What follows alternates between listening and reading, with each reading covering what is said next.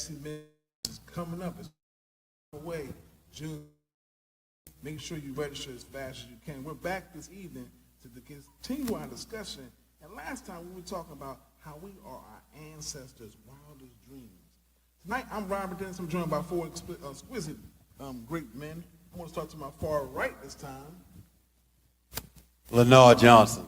Lamont Jackson. Vernon Miles. Brian Haysbert. Last time you joined us, we were continuing our discussion on being our ancestors' wildest dreams. We went through a kind of montage of a conversation that talked about how laziness brought us to a space of creativity, how we, Pastor Nard mentioned, we close our eyes and imagine, that they could close their eyes and imagine we are the imagination of things. And Vernon talked about the generational things and how we can do different things. And Elder Brian gave to us a montage of things talking about how the economic and business structure of things transcended from one generation to the next. So we always talk about history with our youth. But how can we help the youth see their part in today's history piece and take the torch to run to build their legacy and run and truly stay and remain our ancestors' wildest dreams? I'm not one to sit there and say that our generation is the best generation. Well, we heard that time and time and time and time again. I just wish that we can leave enough of foundation or enough of territory we can plant in them the desire to continue to keep going. So if any one of you want to jump in and see how do we take what we know now and give them the lessons without preaching to them, give them the lessons without drilling it to them, but still give them the creativity and the space to make mistakes and still build a legacy. Anyone you want to jump in? Well, you said a lot of magical words there. Getting them exposed to more. Because they don't know their history. They don't know where they come from in most cases. So we have to give them a quick crash course in what's running through their veins, what's running in their blood.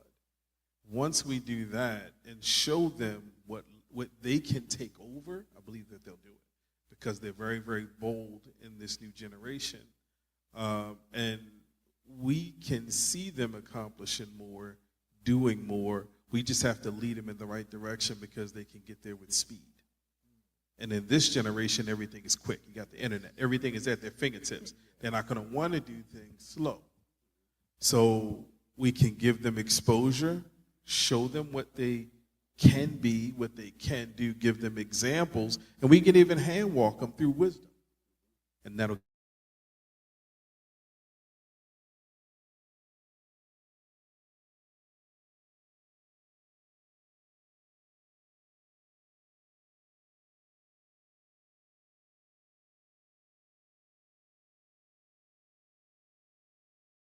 I'm going to talk to an elder or a pastor, elder or a pastor, to find out, because you guys are always in the space of have to take a message and give it to groups of people at the same time. I think the process is seed, time, and harvest. Okay? And you got to understand who's seeding. Okay? You got to understand who's harvesting. And you got to believe who's going to give the increase. Now, in our sense, God gives the increase. It's the instruction that nourishes and causes growth to that seed. It's instruction. We know this by instructing in righteousness, right standing with me, God would say. So as we instruct in righteousness, and let's take it to a business context, if we instruct correct values, because business is done based upon who you know. You might have a lot of creativity, but you're going to need somebody's money or economic vision. So as we come with that when you need the economic vision, and you don't have to possess it all the time, you just need to know when it's right for you, okay? You have to have confirmation, so to speak. So as business is done, you have an idea, seed, you need time to work on it and get all the components, and the safety and a multitude of counselors, okay? And then you come back and you get this harvest. Now the thing is, what keeps it together in that next generation, even for them, is character. Character. Character. Now I think that, I think since you're picking this up, Lamont, pick up character, what's necessary to maintain a thing. I'm sorry, I'm looking at Lenard. I can, but I got you, brother. Go ahead, go look. Because it's modeling, right? One, we have to let the youth know who they are. Really get them to understand who they are, who they were created to be. Help them to understand their purpose, but we have to model it. We have to be a guide. We have to be the guide of character if we really want them to have character. A lot of the situations that are going on where there is no legacy is because the youth didn't have a role model. They didn't have the instruction. They didn't have a guide. They didn't have anybody there for them. So when it comes to the character, we came up, do what I say, not what I do. But in this generation, if you really want to leave a legacy, it's do as I do. Do as I model for you. Do as I lead you and I guide you. Do as I do, because I'm trying to help guide you to your legacy. So, guide you to your legacy. There's a lot that can be said about the music today, a lot can be said about the fashion today. So, expression of hair is a big way people express their fashion, and the music is a big way to express their fashion. Pastor Vernon, you're one who can speak to both sides of that thing. Help us understand the youth, or help us understand the different generationals and how you have to cut an older person's hair, cut a younger person's hair, and still be the same ghetto psychologist to them. Oh my goodness, that's good. Oh, I like that. I'm a minister when I cut hair. Right. And Yes. you hit it right on the head. Cut it up. Minister, but I can't. you just not a barber, and you're going to have to counsel. You're going to have to mentor to those that's coming in your chair. Hair, it dates back all the way from the beginning of times, and how you wear your hair or what tribe you from. I don't want to get into Samson and take up too much time, but Samson's mother, she knew his calling, because Samson's mother was in the sanctuary where the fivefold ministry was going on. So that prophecy you need in a prophet, you have to know and hear from God who is that child, and let the children become who they are.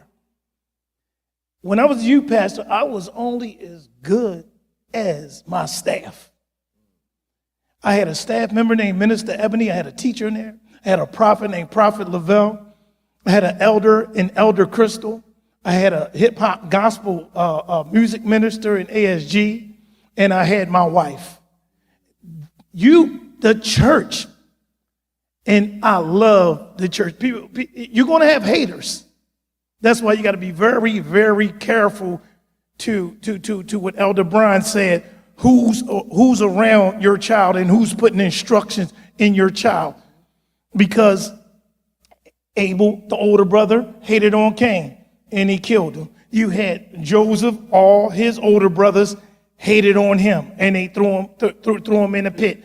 But in the multitude of counselors, there is safety. And I had those type of leaders in there to feed into those children and those youth, and they knew who they were, and they knew who they were going to become. And I thank God for the prophets that was in my group. I thank God for Minister Ebony for his exposure. Like Brother Lamont was saying, we took them to colleges. Ebony would take me to places that I ain't never been before. I was sitting there like, wow. You know, they did cotillions, we did ballrooms, and they just gave me and Donna the things what to say. And I'm sitting there like, my God, the people in your circle was not only exposing the youth in the next generation, but they was exposing me.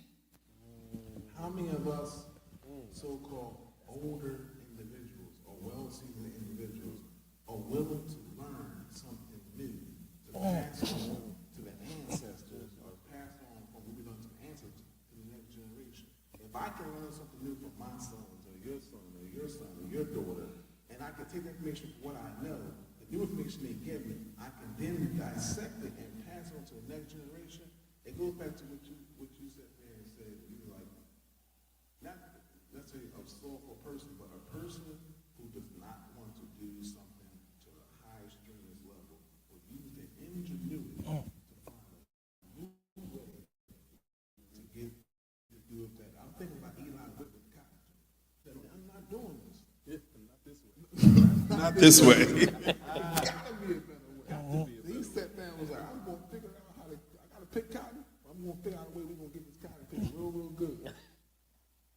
But it's ironic that, you know, we were born here to pick the cotton. I mean, and everything that we as a society, as an organization of people have put together to start to do has become known to be the best at it. Look at music. Hip hop is every single day in our music genre.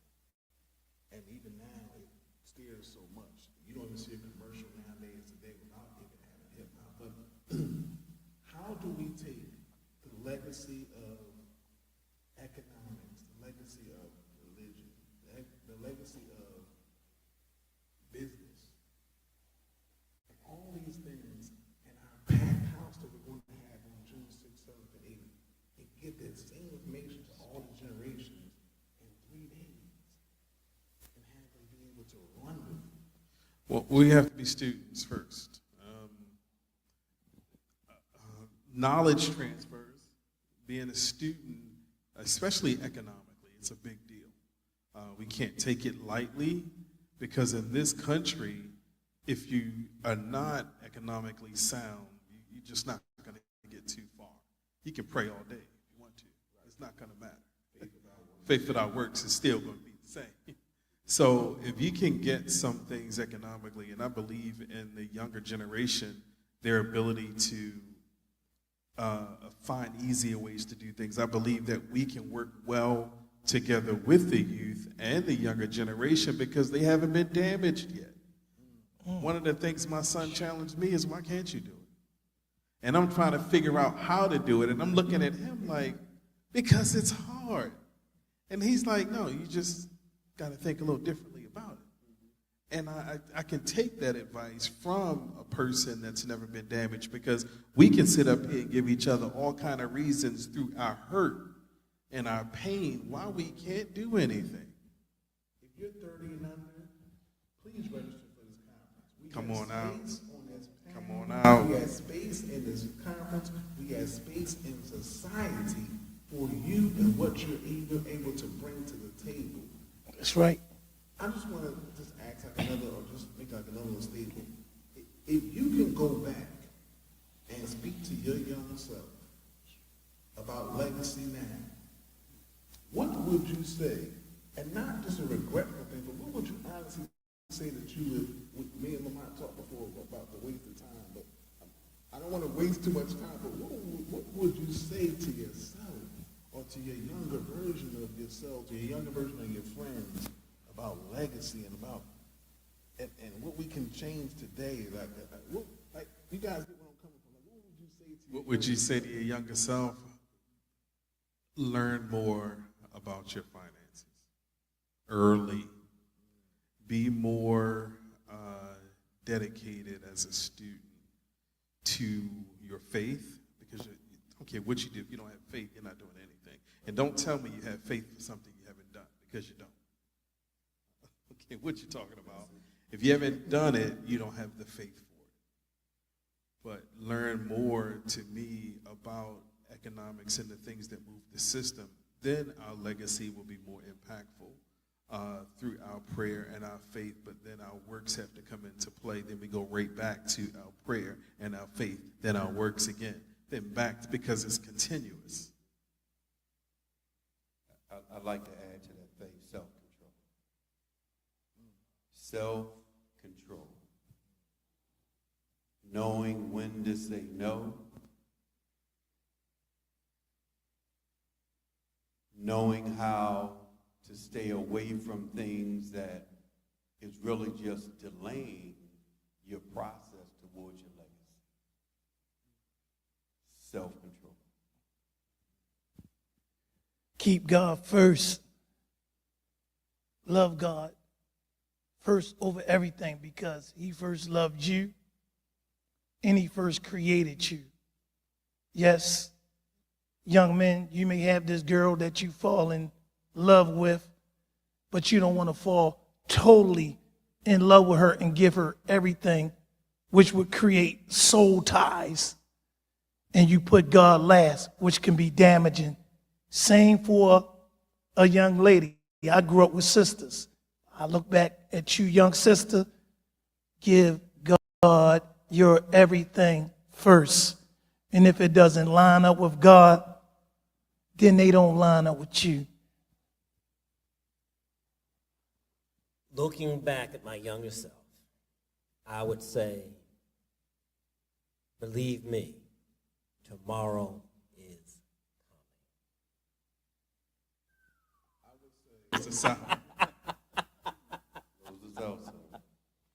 I think going back, tomorrow is coming, meaning that tomorrow's coming, therefore change is coming. And you're going to have to learn to adapt to change.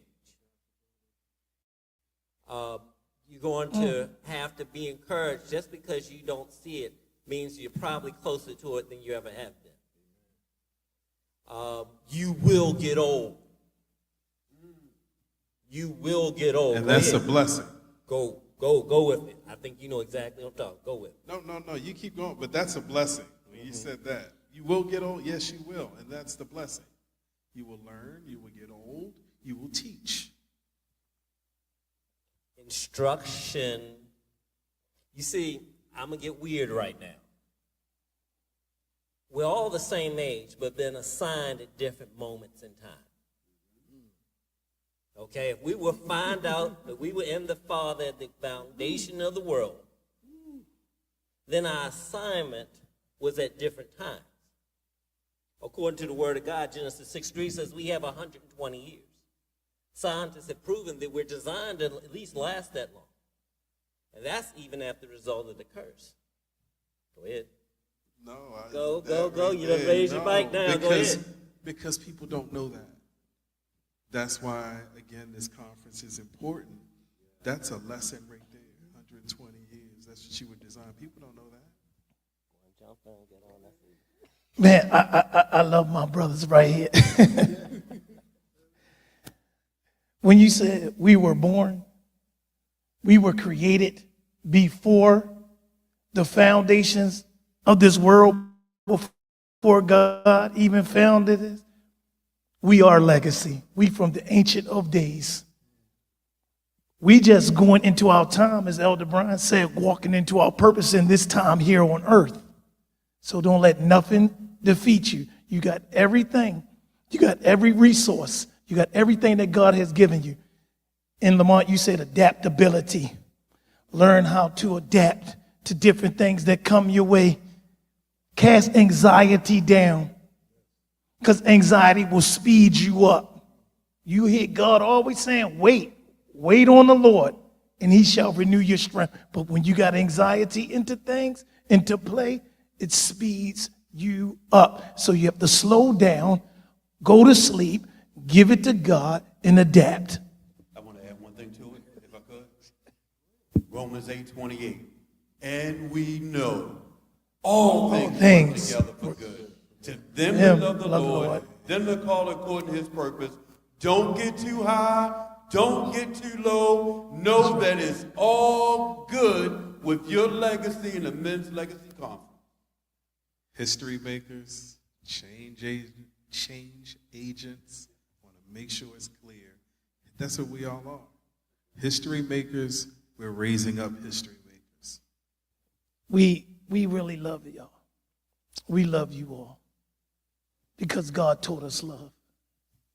And without love, we can't make this world a better place.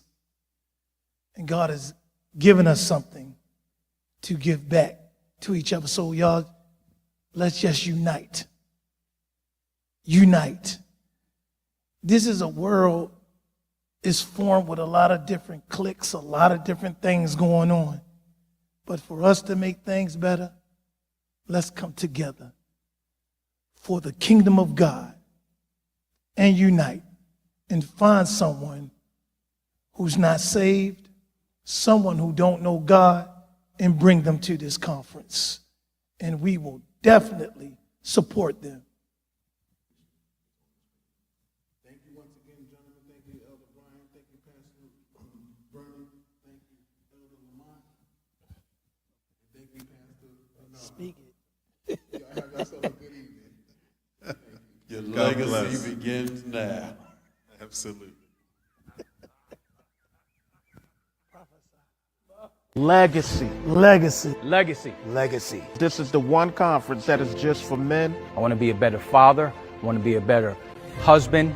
I want to be a better son. We really need to focus and be intentional about our legacy. A good man leaves an inheritance for his children's children. We'll be discussing important topics. It's going to help each and every man in every aspect of their life. It's going to be a time filled with worship, filled with prayer, where we're going to stir up the spirit. And we can be better pillars in our community. Your spirit will be empowered, and that's a part that you don't want to miss. So I'm really excited to attend this conference. I'll be attending the Men's Legacy Conference, and I hope you will too. But don't meet me there, beat me there. At the Men's Legacy Conference. Conferences for men. It's only $30. You get 3 days. You get a Thursday night, Friday night, and all day Saturday. You can register at bit.ly/LegacyCon24. You can also go on Sons of Consecration on the IG page. You can register there. And we want some vendors that have male products, men products. We want our future to be better. We need our men to build an inheritance for their children's children. Not their children, their grandchildren.